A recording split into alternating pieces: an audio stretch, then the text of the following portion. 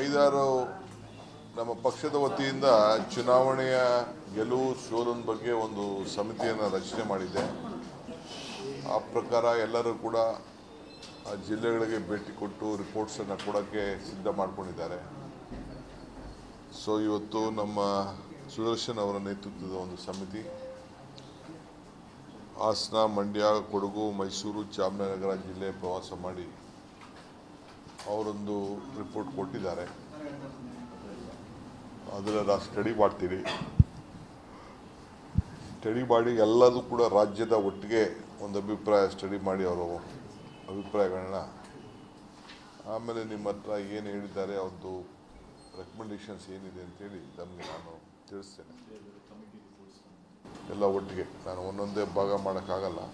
As A president ಇಡೀ ಸ್ಟೇಟ್ನೇ ಒಂದು ಅವ್ರಿಗೆಲ್ಲರೂ ಕೂಡ ಇನ್ನೊಂದು 3-4 ದಿನದಲ್ಲಿ ಒಂದು ವಾರದಲ್ಲಿ ಎಲ್ಲ ರಿಪೋರ್ಟ್ ಕೊಡಬೇಕು ಅಂತ ಹೇಳ್ತೀನಿ. ನಾನು ಅವ್ರು ರಿಪೋರ್ಟ್ ಕೊಟ್ಟ ಮೇಲೆ ನಿಮ್ಮ ಹತ್ರ ನಾನು ಫೈನಲೈಸ್ ಮಾತಾಡ್ತೀನಿ.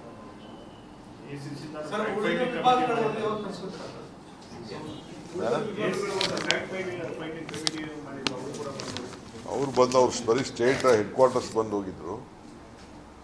ನಾನು ಅದನ್ನು ಪ್ರತಿಯೊಂದು ಜಿಲ್ಲೆಗೂ ಪ್ರವಾಸ ಮಾಡೋಕ್ಕೆ ಹೇಳಿದ್ದೆ. ಸೊ ಎಲ್ಲ ಕಡೆನೂ ಅವ್ರು ಪ್ರವಾಸ ಮಾಡಿ ಕೊಟ್ಟಿದ್ದಾರೆ. ಎಲ್ಲ ಪ್ರವಾಸ ಮಾಡಿ ಕೊಟ್ಟಿದ್ದಾರೆ.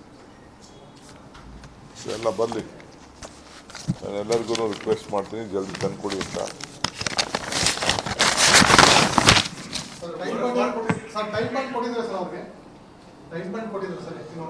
ಕೊಟ್ಟಿದ್ದೀನಿ, ಎಲ್ಲ ಕೊಟ್ಟಿದ್ದೀನಿ. ಒಂದು ವಾರದೊಳಗೆ ನಾನು ಎಲ್ಲರಿಗೂ ಸಬ್ಮಿಟ್ ಮಾಡಬೇಕು ಅಂತ ಹೇಳ್ತೀನಿ. ಎಲ್ಲ ರೆಡಿ ಮಾಡ್ಕೊಳ್ತಾ ಇರೋ ಒಬ್ಬೊಬ್ಬರೇ. ಅದು ಏನೇನು ಗಮನಿಸಿದ್ರು ಅಂತ ಬರೀಬೇಕಲ್ಲ. ಇವರೇ 150 ಪೇಜ್ ಕೊಟ್ಟಿದ್ದಾರೆ.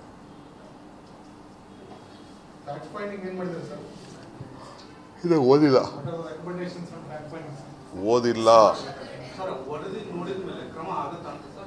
ಯಾಕಾಗಲ್ಲ?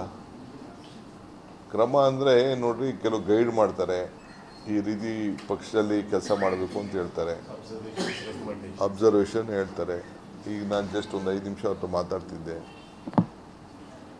ಪಾರ್ಟಿ ಯಾವ ರೀತಿ ಕೆಲಸ ಮಾಡಬೇಕು, ಸರ್ಕಾರ ಯಾವ ರೀತಿ ಕೆಲಸ ಮಾಡಬೇಕು ಅನ್ನೋದೆಲ್ಲ ಕೂಡ ಅವ್ರದ್ದು ಅಭಿಪ್ರಾಯಗಳಿದೆ.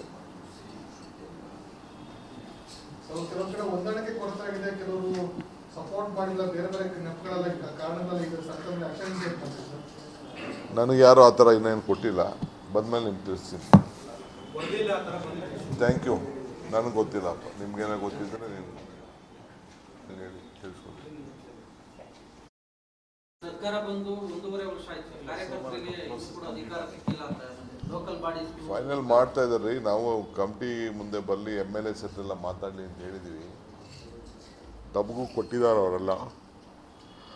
ಚೇರ್ಮನ್ ಮಾಡಿದ್ದೀವಿ, ಡೈರೆಕ್ಟರ್ಗಳು ಮಾಡಬೇಕು. ಮುಂದಿನ ವಾರ ಕಂಪ್ಲೀಟ್ ಮಾಡಿ ಸಬ್ಮಿಟ್ ಮಾಡ್ತಾರೆ. ಜಾತಿ ಜನಗಣತಿ ಇದು ಮುಂದಿನ ಕ್ಯಾಬಿನೆಟ್ ತರುವಂತ ಚಿಂತನೆ ನಡೆದಿದೆಯಾ ಸರ್? ಶಾಸಕರೆಲ್ಲರೂ ಕೂಡ ನೀವು ಮೊನ್ನೆಲ್ಲ ಸಭೆ ಮಾಡಿದ್ದಾರೆ. ಸಭೆ ಮಾಡಿ ಸಿಎಂ ಕೂಡ ಹೇಳಿದ್ರು ಸರ್, ಮೈಸೂರಲ್ಲಿ ವರದಿ ಜಾರಿ ಮಾಡ್ತೀವಿ. ಆಯಿತು, ನೋಡೋಣ. ನೋಡಿ, ನಮ್ಮ ಪಾರ್ಟಿ ವೈಯಕ್ತಿಕವಾದ ವಿಚಾರ. ನಾನು ಪಕ್ಷದ ಅಧ್ಯಕ್ಷನಾಗಿ ಕೂತಿದ್ದೀನಿ. ನನ್ನ ವೈಯಕ್ತಿಕದ ಅಭಿಪ್ರಾಯನೇ ಬೇರೆ, ಪಕ್ಷದ ಅಭಿಪ್ರಾಯನೇ ಬೇರೆ. ನಾನು ಪಾರ್ಟಿ ಲೈನಲ್ಲಿ ಯಾವತ್ತೂ ಇರೋನು, ಪಕ್ಷ ಹೇಳ್ದಂಗೆ ಕೇಳೋನು. ನಮ್ಮ ಪಕ್ಷದಲ್ಲಿ ನಮ್ಮದೇ ಆದಂಥ ಒಂದು ಗೈಡ್ಲೈನ್ಸ್ ಇದೆ. ಪಾಲಿಸಿ ಮ್ಯಾಟರ್ಸಲ್ಲಿ ನಾನೊಬ್ಬನೇ ತೀರ್ಮಾನ ಮಾಡೋಕ್ಕಾಗಲ್ಲ. ಇಡೀ ಪಕ್ಷ ತೀರ್ಮಾನ ಮಾಡ್ತದೆ, ಜೊತೆಗೆ ಪಕ್ಷದ ವರಿಷ್ಠರು ತೀರ್ಮಾನ ಮಾಡ್ತಾರೆ. ರಾಹುಲ್ ಗಾಂಧಿಯವರು ನಮಗೆಲ್ಲ ಗೈಡ್ಲೈನ್ಸ್ ಕೊಟ್ಟಿದ್ದಾರೆ. ನಮ್ಮ ಮ್ಯಾನಿಫೆಸ್ಟೋಲ್ಲಿ ಕೆಲವು ವಿಚಾರ ಎಲ್ಲ ಬಂದಿದೆ. ಸೊ ಅದನ್ನೆಲ್ಲ ಗಮನದಲ್ಲಿ ಇಟ್ಕೊಂಡು ಪಾರ್ಟಿ ಅಲ್ಟಿಮೇಟ್ಲಿ ತೀರ್ಮಾನ ಮಾಡ್ತಾರೆ. ನಾನು ಮಾಡೋದಿಲ್ಲ, ಇನ್ನೊಬ್ಬರು ಮಾಡೋದಿಲ್ಲ. ಡಿ ಕೆ ಶಿವರಾಜ್ ಅವರು ನಿನ್ನೆ ರಾಷ್ಟ್ರ ಮಟ್ಟದಲ್ಲಿ ಜಾತಿ ಜನಗಣತಿ ಮಾಡಲಿಕ್ಕೆ ಕೊಟ್ಟಿದ್ದಾರೆ. ಹಾಗಾಗಿ ಈ ವರದಿಯನ್ನ ಈಗ ಪ್ರೆಸೆಂಟ್ ಮಾಡೋದ್ರಲ್ಲಿ, ಆಕ್ಷನ್ ಮಾಡೋದ್ರಲ್ಲಿ ಯಾವುದು ಮಾಡೋದು ಬೇಡ ಅಂತ ನೀವು ಅವ್ರ ಹತ್ರನೇ ಮಾತಾಡಬೇಕು. ಸಲಹೆ ಕೊಟ್ಟಿದ್ದಾರೆ ಸರ್.